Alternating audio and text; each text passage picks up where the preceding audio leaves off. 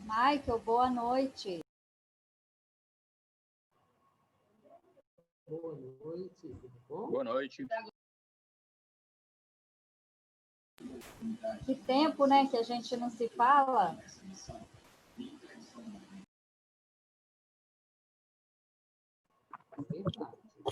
Boa noite a todos. Boa noite.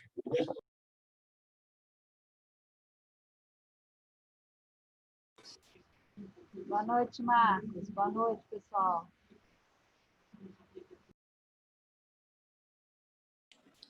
Boa noite, Isabel.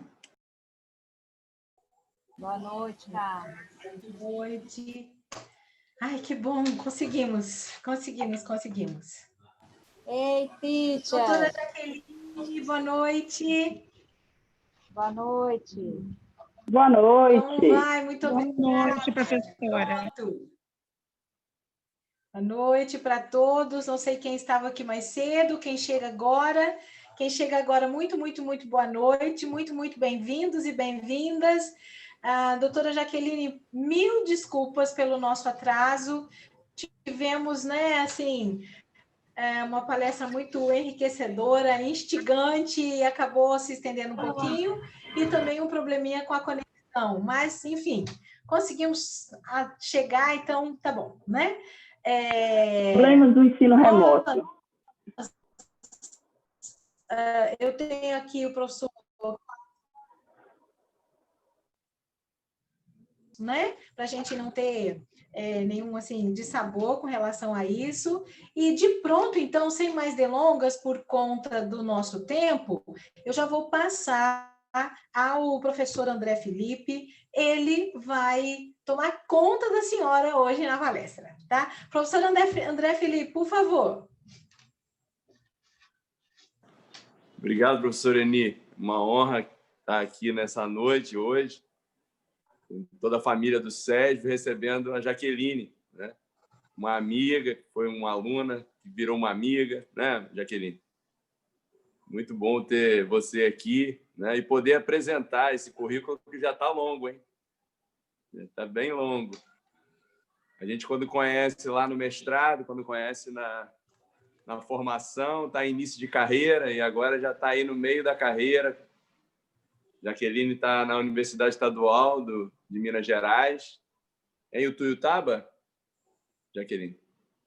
Em Utuiutaba, doutoranda já em Direito na Uniceub, né? E tem as pesquisas, os grupos de pesquisa que ela participa, que o currículo é longo e pode ser consultado depois, né? Não, nós já estamos atrasados, estamos querendo ouvir a Jaqueline falar, mas antes de passar a palavra para a Jaqueline, eu queria saber se o professor Sancler já se encontra presente, a professora Ana Paula Lagaz. Eu estou aqui, André. Estou aqui acompanhando toda a palestra. E Ana Paula? Eu e a professora Ana Paula estamos aqui responsáveis pela administração do evento dessa noite. E eu combinei com o professor Sancler que ele vai fazer uma saudação inicial também a Jaqueline, antes de passarmos a palavra para ela, porque ele é o professor de Direito Ambiental da casa, sabe, Jaqueline? Então, é um professor querido, né? E a gente quer fazer também essa homenagem ao professor Sancler, para que ele faça as devidas deferências, né, ao tema, né, à palestrante da noite. Professor Sancler, está me ouvindo já?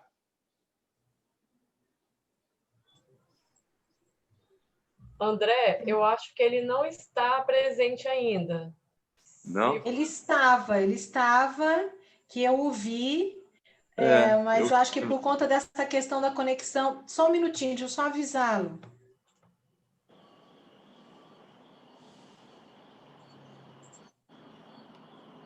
Bom, então, para a gente não perder muito tempo, né? Ele está conectado, mas tem um problema no som. Ele está conectado. Professor Sancler, está me ouvindo? Sim.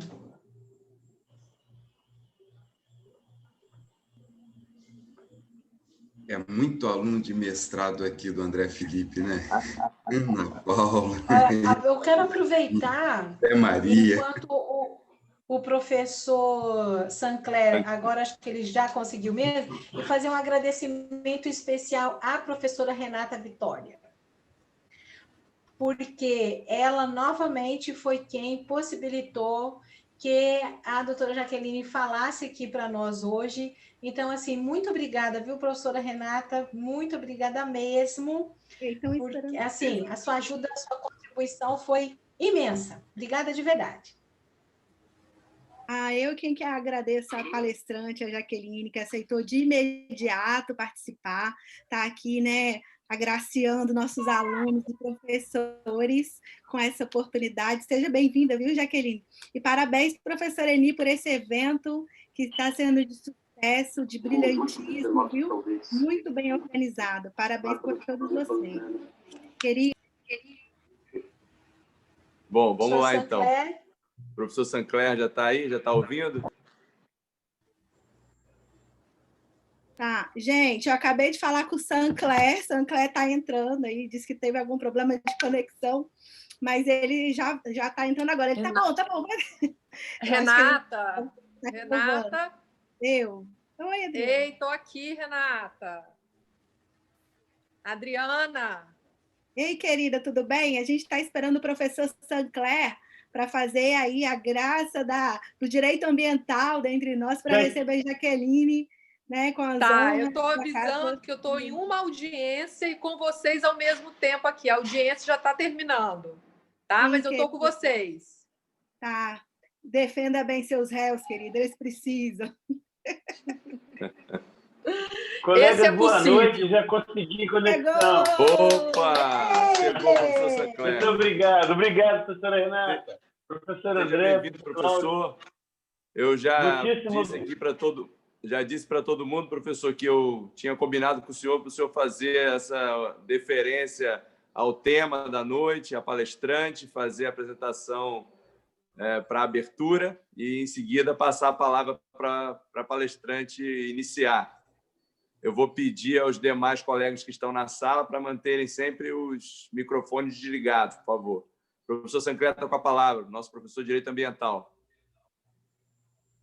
Professor André, eu agradeço imensamente a honra e o privilégio de, em nome do nosso SESV, dar as boas-vindas à colega, professora Jaqueline Peçanha, que vem nos falar sobre um tema tão importante e tão atual, que é o desenvolvimento sustentável, o meio ambiente e o desenvolvimento sustentável. O grande desafio da nossa geração, a compatibilização de dois relevantes princípios que jamais se excluem e que devem ser ponderados e que devem ser, de forma harmônica, integrados no nosso cotidiano. Agradeço, professor André, seja muitíssimo bem-vinda, professora Jaqueline Peçanha. A sua palestra está sendo esperada com ansiedade. Inclusive, eu gostaria de saudar e agradecer a presença dos nossos alunos de Direito Ambiental e de tópicos especiais, né, professor André? Em tópicos também nós estamos trabalhando a questão dos ecossistemas, né? Na nossa ementa, na nossa programação. Agradeço aos alunos, a nossa família do SESV, ela está em festa esses dias, nesse banquete de conhecimento, nesse banquete de variados saberes, né?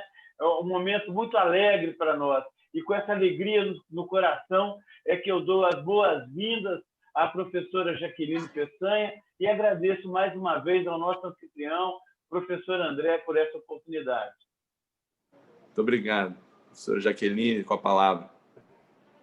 Inicialmente, então, eu gostaria de agradecer, principalmente, professor André Felipe, não tem como nos chamar de professor, grande amigo, mas professor acima de tudo. A gente se encontra a gente encontra aluno na rua, é sempre professor. Nós encontramos os nossos professores, são sempre professores. Então, muito obrigada aí, professor, pelas belas palavras do tamanho do meu currículo, mas eu acho que tem um pouquinho a crescer ainda. Não cheguei no tamanho do seu, não, mas eu chego lá. Com certeza. Isso não. Eu chego lá. Obrigada, professora Renata, também pela oportunidade de estar aqui o direito ambiental é um tema, uma matéria muito importante para mim. Foi muito divisor de águas, assim. Quando eu fiz o mestrado, eu tinha uma ideia muito diferente das disciplinas do direito, e quando me foi colocado uma disciplina de direito ambiental numa faculdade que eu dava aula, ela falou, Jaqueline, você tem que dar direito ambiental. Eu falei, oi, como? A gente começou a entender, entrei numa pós-graduação, me apaixonei e hoje faço um doutorado em ambiental. Então, é uma oportunidade muito boa estar falando de ambiental, e o concurso aqui da UENG, em que eu atuo hoje, é na cadeira de ambiental. Então, isso para mim é de suma importância. Então, para a gente iniciar aí, sem mais atrasos, afinal de contas, nós já estamos extrapolados aí no tempo, a nossa meta hoje é falar de meio ambiente e desenvolvimento sustentável. Mas por que falar de meio ambiente e desenvolvimento sustentável? São coisas que andam juntas. Por quê? Porque quando nós falamos de meio ambiente, é aquele ambiente em que nós vivemos, é aquele ambiente necessário à nossa sobrevivência. Esse meio ambiente necessário à nossa sobrevivência, ele é imprescindível de pequenos detalhes. E esses pequenos detalhes nos fazem analisar o que nós temos, o que nós tínhamos e o que nós vamos ter no futuro. E para a gente analisar o que nós tínhamos, o que nós temos e o que nós vamos ter, nós precisamos analisar desenvolvimento sustentável. Então, é aí que a gente encontra o laço de importância, de relação com o desenvolvimento sustentável. E para a gente começar a falar um pouco desse tema, é importante a gente lembrar o conceito de meio ambiente, que foi descrito inicialmente lá na Política Nacional do Meio Ambiente, que é a Lei 6938 de 81, lá no artigo 3º, conceituou o que vem a ser meio ambiente. Conceituou como questões naturais, biológicas, questões da natureza propriamente dita. E esse conceito ele é considerado muito restritivo. Por quê? Porque nós não temos só esse tipo de meio ambiente, esse é um tipo de meio ambiente. Esse é o meio ambiente natural. Esse é o meio ambiente que nós conhecemos, que nós aprendemos quando criança, que é a plantinha, o bichinho. Quando nós entendemos um pouco mais, nós passamos a perceber que o meio ambiente não se restringe a só isso. Quando nós passamos para outro tipo de meio ambiente, nós podemos falar do meio ambiente artificial, que é aquele meio ambiente edificado pelo homem, ou seja, quando nós, seres humanos, construímos, edificamos cidades. E aí o nosso regimento é o Estatuto da Cidade, aí, com uma análise do que pode ou que não pode acontecer dentro de uma cidade. Ultrapassados o pilar do segundo conceito de meio ambiente, nós entramos no meio ambiente cultural. Esse de extrema importância e esse interliga no desenvolvimento sustentável, ou melhor, deveria interligar no desenvolvimento sustentável. O que nós temos de meio ambiente cultural? Meio ambiente cultural é aquele local onde eu vivo e que eu preciso manter os meus laços de povo, de características de raça, de características sociais. Ou seja, naquele meio ambiente cultural é aquela cultura em que está em meu entorno. E aquela cultura, às vezes, é demonstrada através de documentos, às vezes é demonstrada através de estátuas ou de desenhos, às vezes ela é imaterial, ou seja, ela não tem nada material, corpóreo. Então, nós temos que manter essa cultura, porque essa cultura é a edificação do povo, essa cultura é a manutenção do nosso povo. Então, este seria o tema de meio ambiente. Um quarto tipo de meio ambiente que nós temos é o meio ambiente do trabalho. Só que o meio ambiente do trabalho acaba sendo estudado mais na vertente do direito do trabalho e não tanto na vertente do meio ambiente. Mas o que seria o meio ambiente do trabalho? Seria aquele meio ambiente das relações de trabalho, das relações trabalhistas, em que as pessoas convivem, em que as pessoas têm que ter boa relação, em que as pessoas têm que se tratar, têm que usar aparelhos de proteção e por aí vai. Ou seja, nós estamos falando de um outro tipo que na maioria das vezes é trabalhado no direito do trabalho. Passados esse conceito inicial, a gente entra propriamente no que é desenvolvimento sustentável. E desenvolvimento sustentável não foi um termo inicialmente utilizado. Antes dele, a gente tinha simplesmente um desenvolvimento que pensasse no meio ambiente. Isso aconteceu graças a diversas conversas internacionais, lá na década de 70, da década de 60, década de 70, antes de 72 ainda, quando começou a falar, olha, o mundo pós-guerra está evoluindo muito rápido. O mundo pós-guerra vai gerar um colapso ambiental. Ou seja, o meio ambiente não vai suportar tamanho crescimento populacional, o meio ambiente não vai suportar tamanho consumismo, porque foi pós-Segunda Guerra Mundial que aumentou em níveis alarmantes aí o consumo. O meio ambiente não vai suportar essa extração de recursos naturais como nós estamos extraindo. Então, nós precisamos entender como solucionar esse problema.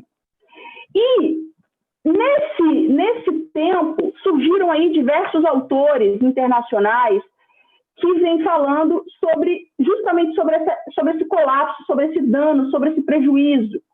Além disso, nesse tempo também, da década de 60, década de 70, nós começamos a falar dos prejuízos dos agrotóxicos. Nossa, professor, isso é novo, né? Não, começou lá na década de 60 e 70 e a gente ainda está com esse problema até hoje. Então, desde lá da década de 60, falamos de agrotóxico, falamos dos problemas ambientais relacionados a desmatamento, falamos de problemas relacionados à falta de água potável em algumas regiões, e isso parece cena dos dias atuais. Ou seja, o que nós percebemos? Que essa evolução, apesar de ser uma vontade de muitos, não é uma vontade de todos. E essa vontade de todos acaba dificultando aí a nossa relação com o meio ambiente. Mas antes, vamos continuar o nosso histórico aqui. Então, começou essa história de colapso, o mundo vai entrar em colapso, nós não vamos ter recursos naturais para ninguém, vai ter problema porque não temos meio ambiente para aguentar muitos anos. O consumo lá em cima, meio ambiente não sustenta a retirada de recursos naturais. Então, em 72, aconteceu a nossa Conferência de Estocolmo, né, na Suécia. Essa conferência foi uma conferência marco. Por que ela é uma conferência marco? Não significa que antes dela não teve nenhuma. Antes dela, nós tivemos diversos tratados internacionais que relacionavam com questões ambientais. Só que essa conferência ela é dotada de uma amplitude maior do que os tratados anteriores. Os tratados anteriores simplesmente davam uma ideia do problema que nós iríamos ter. 72 foi mais estrondoso. Opa, precisamos ver, precisamos olhar isso daqui, porque o mundo está com grandes problemas. Então, Estocolmo, em 72, analisa essa questão ambiental e, quando ele faz essa análise ambiental, ele faz essa análise sobre o viés de precisamos olhar o meio ambiente, porque esse meio ambiente, ele precisa ser tutelado por todos. O desenvolvimento sustentável precisa fazer parte da vida de todas as pessoas, de todas as nações. Após essa fala, a gente começa a ler que existem autores que já vêm falando do desenvolvimento sustentável antes disso. Por exemplo, é o Sachs. Ele é um autor que foi o precursor do tema de desenvolvimento sustentável. E ele, quando deu essa ideia do nome, da ideia do desenvolvimento sustentável, só para vocês terem ideia, ele foi assessor do Secretariado-Geral da ONU nessa conferência de Estocolmo, então ele participou ativamente dessa conferência, ele já primou pelo seguinte pilar: não existe mundo sem economia. Não existe. Nós precisamos da economia para desenvolver os povos. Mas nós precisamos da economia para desenvolver os povos junto com o social. Porque não adianta nós desenvolvermos economicamente, mas a sociedade ainda precisar de dinheiro, ainda estar beirando a pobreza, ainda com dificuldade de assistência médica, ainda com dificuldade de assistência à saúde, ainda com dificuldades sociais básicas para essa sociedade. Então, quando ele fala isso, ele já gera um start na nossa cabeça. Opa, por que será que nós estamos com um problema ambiental grave? Será que é só porque o consumo aumentou e porque as questões econômicas, poluição, aumentou em grande proporção? Sim, não é mentira, mas não é só isso. O lado social também tem que ser pensado, porque quando nós temos uma sociedade pobre, uma sociedade com dificuldade de acesso a recursos sociais, ou seja, a direitos básicos sociais, nós temos uma sociedade sem conhecimento do que é meio ambiente e da necessidade de preservá-lo e de cuidar, de tutelar. Então, quando nós falamos, por exemplo, de uma sociedade que está lá na beira de um valão com diversos casas de madeira, sem nem energia elétrica, como que você vai falar para essa pessoa que mora nessa casa que ele tem que cuidar do meio ambiente, que ele não pode jogar o lixo no valão? Se é o único local que ele tem para jogar o esgoto dele. Porque primeiro que ele não devia nem estar ali, o Estado não devia nem ter deixado ele chegar ali. Mas já que deixou, ele não tem outra saída. Ele precisa de uma moradia. Para ele conseguir uma moradia, ele precisa dessa moradia dentro de razões mínimas, de direitos mínimos. E para ele conseguir isso, ele vai ter que, infelizmente, destruir a natureza. Mas ele está fazendo isso de propósito porque ele quer? Não, porque ele não tem opção. Então, o Sachs, quando ele começa a falar de desenvolvimento social, ele fala, não tem como pensar em desenvolvimento ambiental, desenvolvimento econômico, se nós não pegarmos esse dinheiro que circula economicamente e jogar para a sociedade, jogar para os mais pobres da sociedade. Quando a gente analisar o desenvolvimento sustentável, não esquecendo do social, nós vamos ter grande sucesso. E aí entra a preservação ambiental, que é tão importante. Por quê? Somente com pessoas conhecedoras, com capacidade de conhecer e com formas de lidar com o meio ambiente, que nós vamos conseguir uma preservação ambiental. Sem esse pilar mínimo, e eu falo isso porque esse é o pilar mínimo, porque hoje nós já encontramos o pilar do multiculturalismo dentro do desenvolvimento sustentável. Hoje nós já encontramos o pilar político dentro do desenvolvimento sustentável. Ou seja, hoje já temos aí mais de 5 ou 6 pilares. Mas o mínimo que a gente precisa no mundo não vive sem economia. Nós precisamos circular a economia. Não tem jeito. Nós precisamos movimentar dinheiro. Nós precisamos vender, nós precisamos comprar, nós precisamos fabricar. Não tem solução. O mundo precisa dessa economia para manutenção do próprio mundo. Senão nós vamos entrar num colapso econômico. Segundo, esse desenvolvimento econômico tem que andar de mãos dadas com o desenvolvimento social. Porque esse desenvolvimento social, ele precisa demonstrar para o mundo que o mundo está evoluindo. E que essa evolução levará ao terceiro passo, que é o desenvolvimento ambiental, que é a preservação e qualidade do desenvolvimento ambiental. Ou seja, 3 pilares, um tripé: econômico, social e ambiental.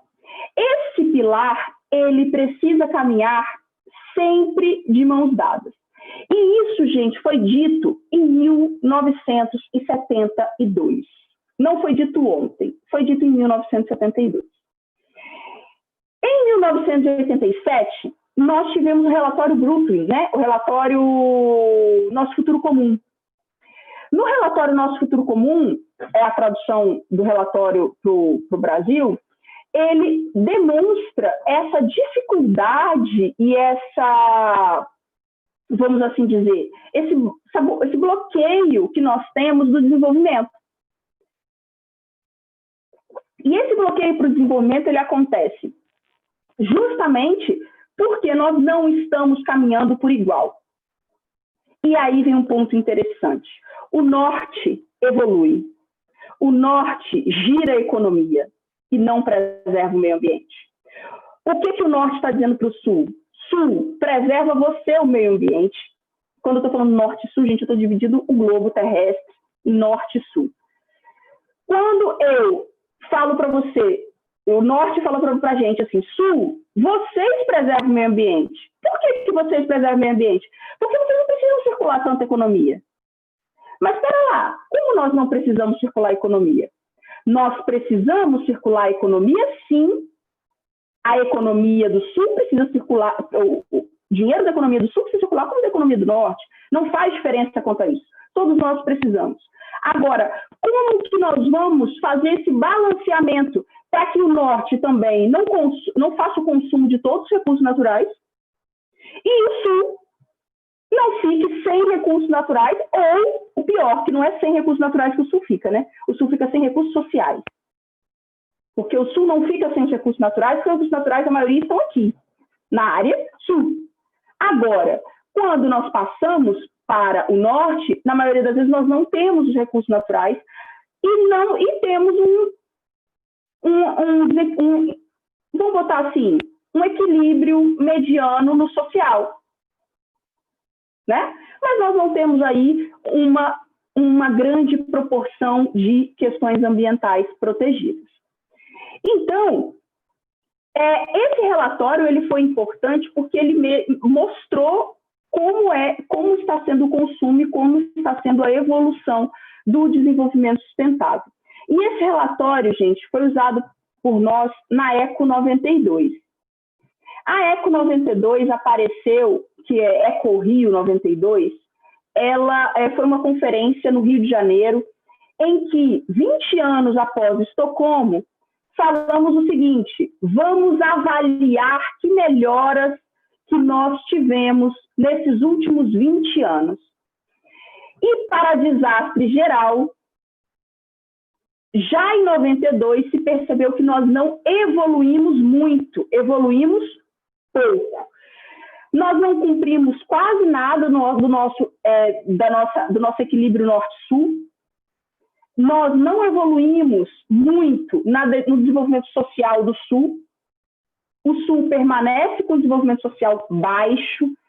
O norte conseguiu melhorar um pouco, conseguiu desenvolver o econômico. O sul conseguiu desenvolver o econômico um pouco, mas com maior dificuldade um pouco. E o meio ambiente no sul é onde ele está. E o norte está fazendo o quê? Comprando áreas do sul para que tenha áreas ambientais. Então, esse é um ponto interessante que a Rio 92 identificou.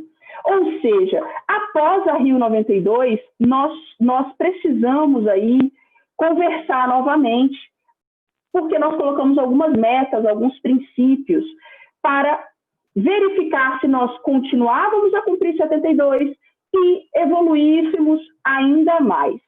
Então, para a gente evoluir ainda mais, veio a nossa Agenda 21 em 2002. A nossa Agenda 21 em 2002 foi justamente o de Joanesburgo, né, a Conferência de Joanesburgo, que foi a análise dos 10 anos após Rio 92, ou seja, 30 anos de Conferência de Estocolmo. E a Agenda 21 continuou na mesma linha de raciocínio. Nós precisamos formar bases, mas infelizmente nós não estamos conseguindo que os estados cumpram essas bases. Nesse meio tempo, gente, em 97, 98, veio o Protocolo de Kyoto, que foi um protocolo extremamente importante, revogado pelo Acordo de Paris de 2015, só que com graves problemas já o Acordo de Paris em tão pouco tempo. Então, para a gente finalizar essa análise internacional importante para a gente entender desenvolvimento sustentável, a gente finaliza com o Rio +20, que foi agora em 2012. Agora não, tem 8 anos, né? Foi em 2012. A Rio +20 foi uma excelente conferência, mas que infelizmente mostrou que nós retrocedemos em direito ambiental. Nós retrocedemos em questões ambientais. E, principalmente, retrocedemos em questões sociais. Então, a Rio +20 de 2012 mostrou para o mundo que nós não estamos conseguindo chegar nem perto da necessária preservação ambiental para as presentes e futuras gerações. E isso foi muito assustador. Então, as pessoas que participaram da conferência Rio +20 relatam que foi nesse momento que tomaram um susto, porque perceberam realmente que o mundo está progredindo em legislações ambientais, mas regredindo na prática de preservação ambiental. E isso, gente, entra no nosso foco do desenvolvimento sustentável. Como que nós vamos ter um desenvolvimento sustentável em diversos países do mundo, porque nós precisamos disso num globo? Lembra que o meio ambiente é uno, o meio ambiente é o bico, ele não é um dano só para um local, o dano se espalha para o mundo inteiro, se espalha para todos os locais. Vocês podem aí, quem tiver curiosidade, a Ilha de Lixo, que fica lá no Pacífico, é uma ilha de... eu não vou lembrar a proporção agora, mas tem sei lá quantos campos de futebol de plástico. Então, ou seja, esse lixo não veio somente e exclusivamente do Pacífico, gente. Foi lixo que veio de todo mundo que foi para lá. Quem tiver curiosidade, dá uma pesquisada. Tem vários vídeos na internet sobre isso. Então, quando nós falamos de meio ambiente uno, significa que nós temos que pensar no meio ambiente para um todo, pensar no meio ambiente para o mundo inteiro. E a gente fala o seguinte: a nossa Constituição Federal é protetiva do meio ambiente? Sim, a nossa Constituição busca a preservação do meio ambiente. Nós temos legislações internas, além da Constituição, que preservam o meio ambiente? Sim, nós temos a nossa Política Nacional do Meio Ambiente, 6938 de 81. Inclusive, a Política Nacional do Meio Ambiente traz um conceito inicial de desenvolvimento sustentável como a base do nosso ordenamento jurídico, como a base da nossa política, como a base do nosso rumo sustentável. Agora eu pergunto, nós temos uma política nacional do meio ambiente efetiva no Brasil? Tem muitos anos que não. E eu não falo isso só do governo atual, tá, gente?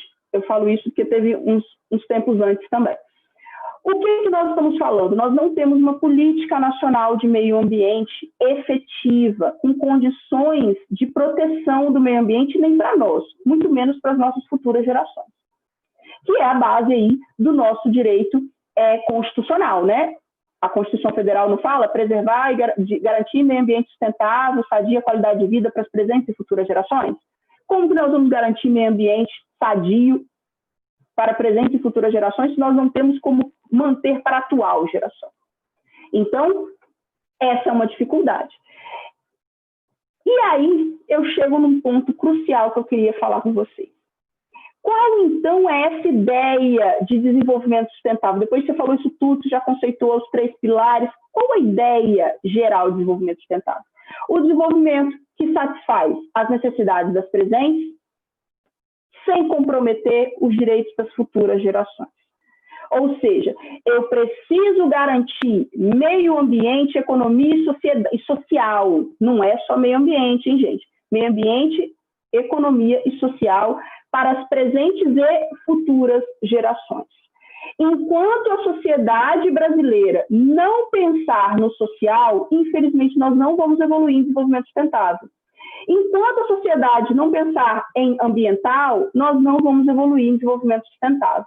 O que significa isso? Significa que em alguns anos nós vamos começar a sentir os efeitos deste problema. Então, daqui a alguns anos, nós vamos começar a sentir o que nós já estamos sentindo: efeito estufa, aquecimento global, o que nós já estamos sentindo: queimadas, tufas fora de momento, que o Espírito Santo tem, né? As tufas aí na região do como que é? Perto do aeroporto. Esqueci. O bairro perto do aeroporto, que é a região de tufa. Então, a região aí é uma região que tem bastante tufa, que tem bastante área de que está pegando fogo fora do tempo. E isso é o quê? Isso é por razão da natureza. Pega aí, vou dar outro exemplo de vocês aí, a região de Meaípe, em Guarapari, que o mar já tomou aí quase todo a praia e o asfalto. Por que será que está acontecendo isso? Será que isso é uma vontade o pessoal comentou aqui, mestre Álvaro, isso mesmo, isso que eu estava tentando lembrar. Será que nós não percebemos que o meio ambiente já está sofrendo e que nós precisamos dar uma resposta melhor para ele? Será que nós não temos como olhar para isso e falar, opa, nós precisamos frear um pouco? Ah, professora, mas você trouxe vários problemas, mas cadê as soluções? O que é difícil a gente encontrar. Que nós precisamos de políticas públicas, gente. Nós precisamos de políticas públicas. Nós precisamos de políticas públicas. Nós precisamos de vontade política. E isso não falo Brasil, isso eu falo mundo. Isso eu falo mundo. Vontade política de equilibrar, no mínimo, os 3 pilares. Eu preciso, no mínimo, equilibrar os 3 pilares. E por que eu vou equilibrar esses 3 pilares? Porque eles são os elos de sustentação para a garantia de sobrevivência nossa, dos nossos filhos e dos nossos netos para o futuro. E para finalizar a minha fala, que eu não queria tomar muito tempo de vocês, já que atrasou um pouquinho, eu dei uma enxugadinha. O que nós temos agora, no momento, as nossas aí, os últimos anos, os últimos meses, né? Nós temos queimadas na Amazônia, nós temos queimadas no Pantanal, nós temos saída dos Estados Unidos do Acordo de Paris, nós temos falta de desenvolvimento, e aí eu vou entrar num ponto interessante, o Brasil está deixando de ganhar dinheiro por causa de questões ambientais.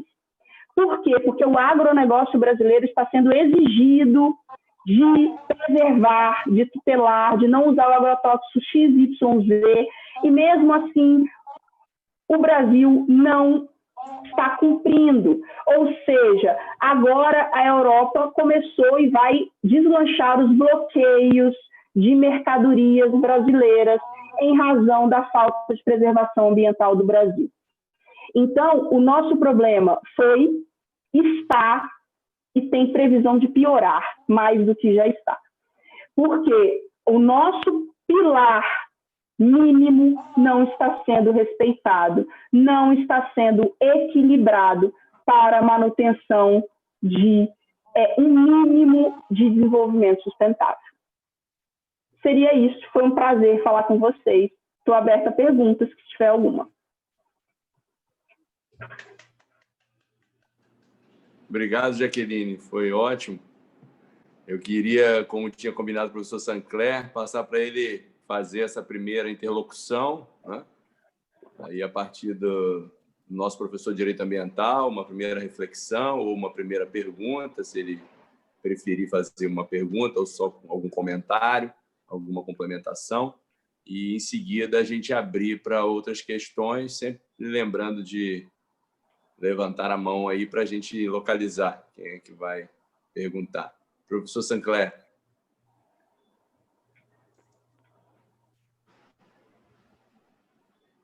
Tem que abrir o microfone, professor.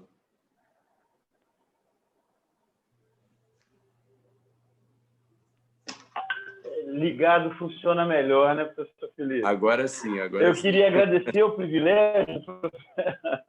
Eu gostaria de agradecer ao professor Felipe e parabenizar a professora Jaqueline pela riqueza da palestra, pela profundidade do conteúdo trazido para nós em tão pouco tempo, né?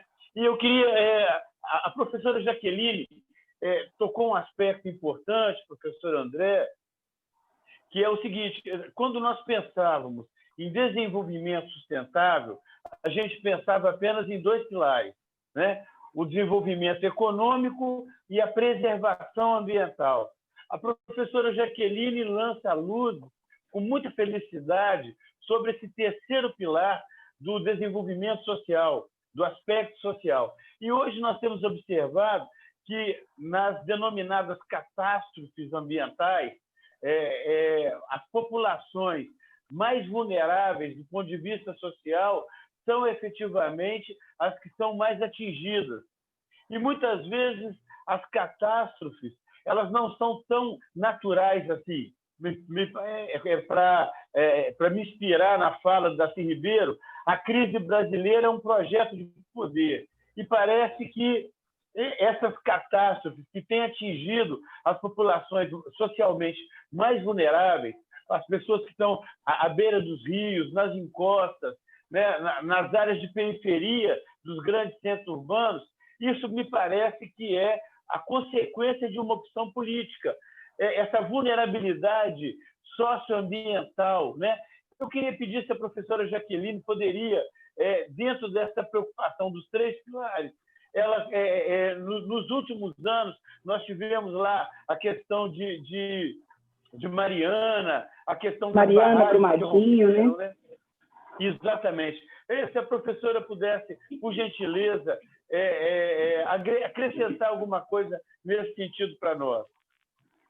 Então, queria aproveitar, então, Jaqueline, fazer mais uma pergunta e passar para a Amanda fazer mais uma aí, faz um bloco de 3, e aí você responde, depois a gente vê se tem mais alguma questão.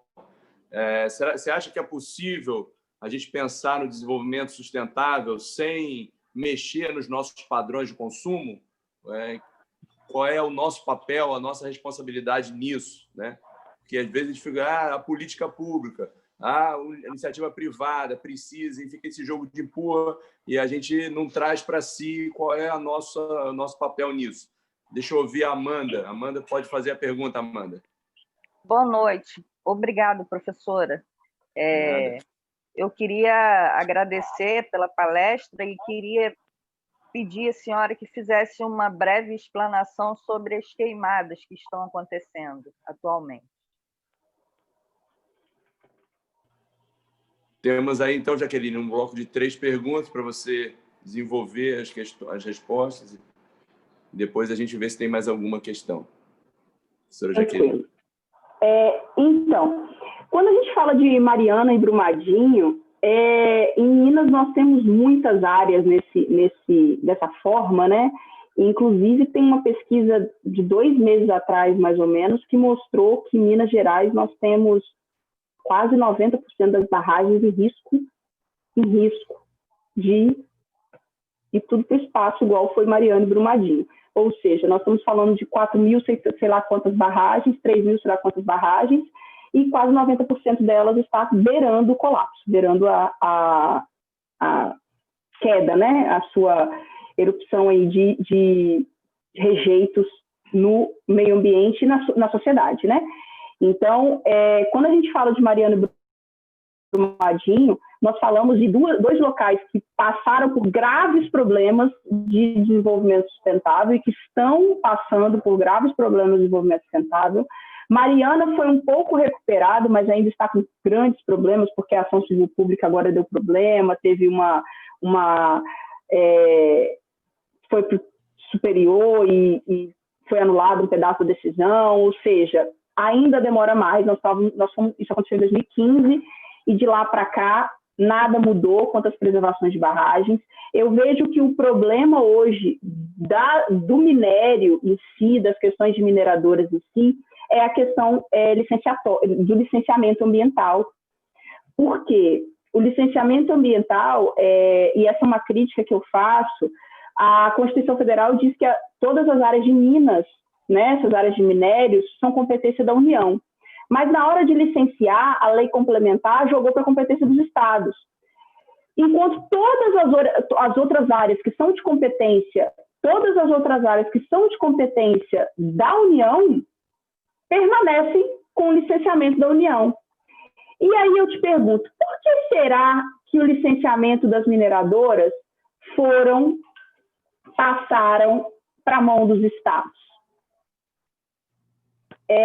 Isso é uma questão a se pensar e a se analisar. Será que ela passou para a mão dos estados por causa de interesses políticos? Porque nós sabemos hoje que temos mineradoras que bancam candidatos a governo, a nível, assim, todos os poderes, né, possíveis. Então, será que nós temos será que isso foi feito pensando nisso? Porque a fiscalização depende, mas hoje nós temos o esvaziamento do IBAMA. O IBAMA hoje, ele é o único órgão que tem efetivos, assim, em nível nacional, né? O IBAMA é o órgão fiscalizador, mas em níveis estaduais nós temos, às vezes, pessoas não efetivas sendo fiscais dos órgãos ambientais estaduais, primeiro ponto. Segundo ponto, nós estamos, o IBAMA, que tem efetivos, que tinham efetivos em grande, estão muito se aposentando, ou seja, e não está tendo novos concursos. Então, as pessoas está diminuindo a quantidade do poder fiscalizatório, que é um grave problema também. Então, quando a gente fala de Mariano Brumadinho é uma chuva de conversa que tem anos-luz para a gente conversar. Quanto ao consumo, professor André Felipe, eu digo para você, essa é a essência de nós, sociedade. A Constituição diz, cabe ao Estado e à sociedade. A Constituição não tirou a sociedade da obrigação de preservar, cuidar e tutelar o meio ambiente para as presentes e futuras gerações. Pelo contrário, colocou na mesma linha, no mesmo pilar, na mesma base que o poder público. Então, quando colocou junto com o poder público, na minha visão, nós somos tão culpados quanto o Estado. E as pessoas falam para mim assim, Jaqueline, você é doida de falar um negócio desse, porque você está botando nós, sociedade, no mesmo pilar que o Estado, que tem poder, que tem tudo, e que é o que vai gestar a maioria da poluição ocasionada. Eu falei, sim, ele vai gestar a maioria da poluição ocasionada. Mas nós, sociedade, se cada um fizer um pouquinho, já é muito para o meio ambiente. Já melhora e muito o meio ambiente.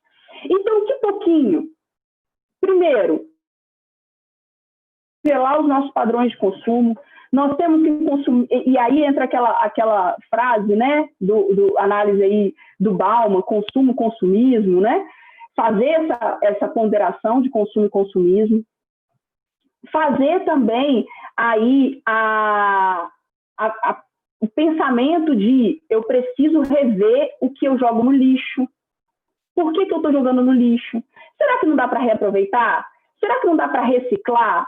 Então, essas ideias parecem pequenas, pensadas numa única pessoa, mas quando nós juntamos, vou falar só em nível de Brasil, mais de 7 milhões de pessoas, nós já temos uma grande melhora. Ah, mas é absurdamente maravilhoso. Não, gente, não é absurdamente maravilhoso, não tem como dizer isso para vocês. Porque 50% da nossa poluição, 60% a 70% da nossa poluição é da indústria. É da indústria. 60% a 70% da nossa poluição é da indústria. Mas não resolve, mas ajuda? Ajuda. Não é porque não resolve que nós não vamos tentar, que nós não vamos buscar, que nós não vamos correr atrás. E, por fim, quando a colega perguntou sobre queimadas, as queimadas que aconteceram aí na Amazônia, que é a mais recente do Pantanal, nós temos um prejuízo ambiental, social e econômico muito grande com essas queimadas. E isso desvaloriza completamente o pilar do desenvolvimento sustentável. Por que você está me dizendo que desvaloriza o desenvolvimento? Por que eu falo que a gente desvaloriza o desenvolvimento econômico, por exemplo? Porque nós geramos conflitos com outros países. Quando acontece algo que fere frontalmente o meio ambiente, o direito internacional, principalmente os países protetores, que protegem mais o meio ambiente, eles vão de encontro, eles começam a entrar em briga com o Brasil. E qual é o meio que esses países usam para tentar entrar em briga com o Brasil para que ver se o Brasil resolve o problema ali das queimadas? Na maioria das vezes tirando dinheiro, deixando de comprar, deixando de circular uma mercadoria brasileira. E deixar de circular uma mercadoria brasileira no mundo, a gente perde muito dinheiro. Principalmente quando a gente fala em soja, principalmente quando a gente fala em milho, que nós temos grandes commodities. Uma coisa interessante é o suco de laranja, por exemplo, é uma commodity brasileira que é vendida mundialmente, que é entregue mundialmente. Então, quando a gente pensa em queimadas para o desenvolvimento econômico, nós perdemos ali.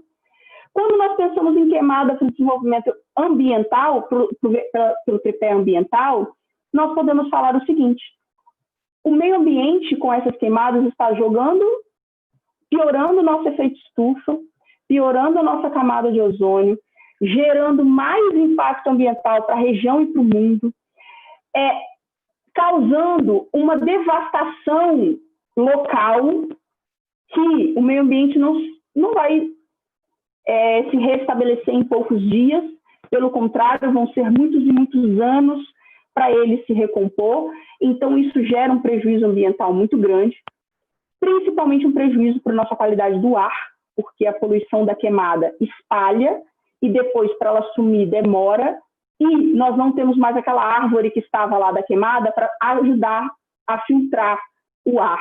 Então, nós já temos uma dificuldade natural quando tem queimadas.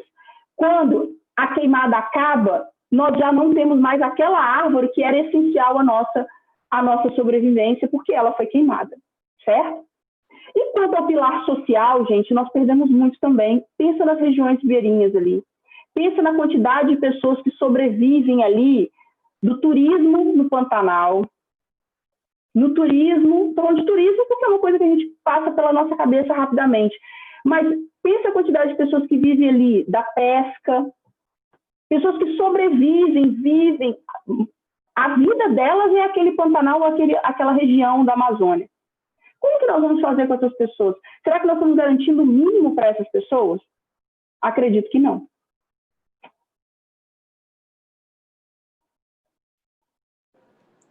Obrigado, professora Jaqueline. Queria saber se tem mais alguma questão. Alguém gostaria de fazer alguma pergunta? Professora Renata quer fazer um comentário? Professor, eu gostaria de fazer uma pergunta. Quem está falando? Elias. Pode fazer a pergunta, Elias. Boa noite, Jaqueline. Boa noite a todos. Eu gostaria, assim, de fazer uma pergunta na questão ambiental que a gente está abordando, a respeito da água de lastro. Se existe algum estudo, se algum pesquisador está fazendo, se alguém sabe, né, a Jaqueline, sobre alguma coisa referente a isso. A gente sabe que a água de lastro ela traz alguns animais marinhos que não faz parte da nossa flora marinha. E, querendo ou não, agride muito o nosso meio ambiente, né? Porque muitas vezes tem os caramujos africanos que trouxe assim porque não existe assim os animais que vão estar na cadeia alimentar ali. Não sei se minha pergunta é pertinente, mas eu gostaria muito de saber sobre isso. A questão da água de lastro, já que a gente está falando do meio ambiente, que as pessoas que vivem da pesca e tal sofrem muito com isso. Se a Jaqueline conseguiu pegar, Jaqueline, em questão? Ouvi. Eu ouvi com muita dificuldade, viu, Elias? Desculpa aí. Mas eu consegui ouvir. Ele quer saber dos animais que foram reinseridos. Mas se você quiser, eu aumento aqui um pouco e consigo repetir. Não, eu acho que, como a professora Jaqueline ouviu, se você quiser sintetizar, então...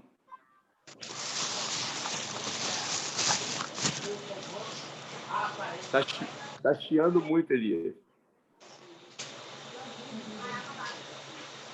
Eu não sei o que é. A Jaqueline já pegou, depois ela repete na hora. Jaqueline, você repete a pergunta, que aí todo mundo entende. E aí a Vanderleia, então, faz a pergunta agora. Que diabo. Vai fazer um bloco de perguntas, então, né? Posso perguntar, então, né, professor? Tudo bom, Vanderleia? Fique à vontade. Tudo bem, como é que está? Deixa eu me mostrar aqui.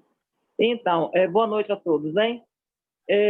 A gente sabe que existe um crescimento e que o desenvolvimento não acompanha. Existe um interesse político que mostrar claramente que as cidades cresceram. Nossa, o crescimento apontam, né? Apontam com aquele orgulho, né? Cresceu a cidade. Vou dar um exemplo aqui de Cariacica, né? Cariacica cresceu muito, mas existe educação, saúde, vamos lá, segurança, infraestrutura. Então, tem lugares que vivem em extrema vulnerabilidade social. Eu queria perguntar para a professora Jaqueline o seguinte: ela entende que esse interesse, existe mesmo esse interesse político, principalmente em relação às classes menos favorecidas intelectualmente, somente aquelas intelectualmente, né, as pessoas que não tiveram a oportunidade de ingressar no ensino de qualidade, e que existe um interesse político para que essas pessoas elas não sejam inseridas nesse conhecimento ambiental, nessas questões ambientais? E se existe esse interesse político, qual o interesse do poder público, sendo que, obviamente, ele tem influência do prejuízo da continuidade social em relação, né, àquilo que o meio ambiente futuramente vem acontecendo, esses desastres? O desgaste ambiental vai ser... fato, né? É fato que o desgaste ambiental, isso vai prejudicar muito a sociedade em futuro breve. E, tendo ciência disso, existe na sua concepção um desamor em relação à sociedade, até o próximo, a pessoa mais próxima dele, porque a impressão que se dá é que não tem preocupação com a continuidade social. O que a senhora acha a respeito disso? Não sei se tem mais alguma questão, outra. Se não tiver, a gente vai passar a palavra para a professora Jaqueline responder. Alguém mais quer perguntar? Eu queria fazer uma pergunta bem breve, professor. Sim, claro. Fazer uma pergunta bem breve para a professora Jaqueline, pegando um gancho nisso aí que a Vanderleia, né, falou, sobre esse investimento estrangeiro, tanto europeu quanto americano. Nós tivemos um presidenciável americano agora que condicionou uma suposta ajuda de 20 bilhões a uma diminuição do desmatamento. Nós temos países europeus fazendo duras críticas ao desmatamento no Brasil. Países esses que não têm 10% de floresta nativa ainda.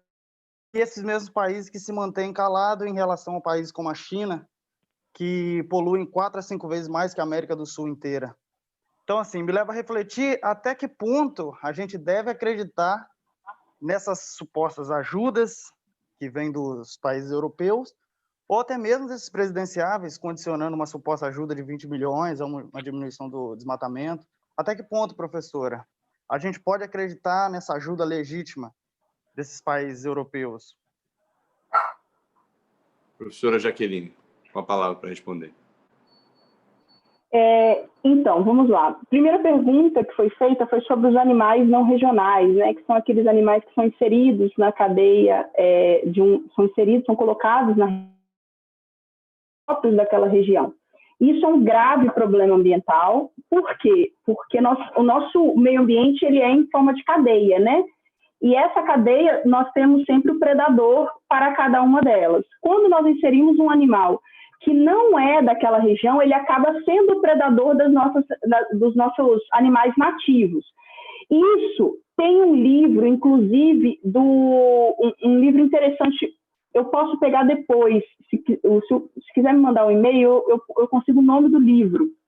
Que ele relata que esse é um dos graves problemas para a destruição do meio ambiente. Ele coloca, esse livro, ele coloca que esse é um dos sete pontos, e aí depois ele amplia para 12 pontos, que são os pontos principais de desafio que nós precisamos implementar. Aqui, aí no Espírito Santo, nós temos em Linhares, né, a questão do bagre africano. Nós temos aí em outras regiões do mundo, animais que foram chegando, seja de N formas, foram exportados, foram importados, apareceram sem explicação, mas nós temos muitos animais que estão na terra do canguru, que eu esqueci o nome, Austrália. Na Austrália, nós temos aí um grave problema com coelho, eu acho, que não é natural da região o coelho, e foi assim um desastre, porque hoje tem muito coelho, ninguém consegue mais acabar, e está assim destruindo diversas áreas que não destruídas antes desses animais. Parece um bichinho bonitinho, mas quando olhar assim em grandes proporções pode causar desastres também. Ou seja, tudo em desequilíbrio, inclusive a natureza em desequilíbrio, é um problema. Respondi sua pergunta, Elias? Então, quanto à pergunta da Wanderleia sobre interesse político, Wanderleia, eu entendo que tem. Eu entendo que tem, infelizmente, vamos dizer assim, não é uma falta de vontade de não educar essas pessoas que não têm conhecimento. Não seria exatamente isso, mas isso é a consequência. Isso acaba gerando a consequência. Por quê? Porque quando nós modificamos a garantia de direito à educação, a garantia de direito à saúde, uma garantia de maternidade, gente, de hospital, de condições dignas de vida, no mínimo, aquele mínimo, nós temos como ter a garantia de que isso vai chegar lá na frente e não vai gerar esse efeito político. Então, quando nós não investimos em meio ambiente, quando nós não investimos em educação, quando nós não investimos na própria sociedade enquanto direitos humanos e sociais, principalmente, nós estamos gerando aí um grave problema lá na frente, que será justamente essa preocupação com a sociedade. Como que eu diria isso? Como que eu acho que isso teríamos uma boa solução? Com a educação. Educação ambiental, ela é um pilar da Política Nacional do Meio Ambiente. Nós temos uma Política Nacional de Educação Ambiental, que é mais fresquinha, mais da final de, acho, 99, se não me falha a memória. Nós temos a Política Nacional, também de Educação Ambiental, mas vai para as escolas. Infelizmente, nós não temos um verdadeiro ensino de educação ambiental. Inclusive, esse é o meu objeto de pesquisa do doutorado. Então, tentar entender essa educação ambiental na prática. E é complicado você conseguir entender isso. Porque como que nós vamos concretizar uma sociedade melhor, um meio ambiente equilibrado para as presentes e futuras gerações, uma circulação de economia, ou seja, também preciso que essas pessoas mais vulneráveis tenham acesso a essa economia, porque muitos não têm acesso ao emprego, e isso é prejudicial, isso é problemático. Então, como que nós vamos circular isso tudo, fazer esse movimento de melhoria? Tudo é intercalado, tudo é interligado.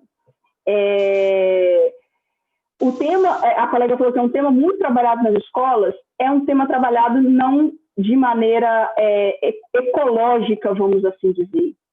Isso porque a base da nossa educação ambiental é uma política de 97, então nós temos ainda um caminhozinho a traçar. A última pergunta, quanto ao investimento do exterior no Brasil, para a questão de diminuição de queimadas, diminuição de incêndios e por aí vai, destruição de meio ambiente. Primeira coisa que nós temos que pensar, existe um princípio no direito internacional chamado princípio da cooperação. O princípio da cooperação internacional significa que os países mutuamente se auxiliam em algo que é mundialmente importante. Conforme eu disse para vocês, o meio ambiente é uno, o meio ambiente é ubíquo. Como o meio ambiente é uno, o meio ambiente é ubíquo, o meio ambiente é mundial. Então, a poluição que acontece no Brasil não fica no Brasil, ela se espalha para o mundo inteiro.